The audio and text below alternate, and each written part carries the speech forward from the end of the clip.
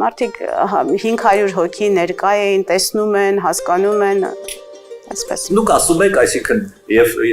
բոլորը դրա հետ համաձայն են, որ մարդիկ հարստացել են պետությունից փող գողանալով, չգիտեմ, հարկերը չվճարելով եւ այլն։ Հիմա եթե այդ փողերը նրանք ներդնում են հիմնադրամների մեջ, դա ճիշտ է, թե սխալ։ Ես մեկ անգամ դրա մասին խոսել եմ։ Հիմնադրամը ունի իր նպատակները եւ մենք խորապես հավատում ենք մեր աշխատանքին։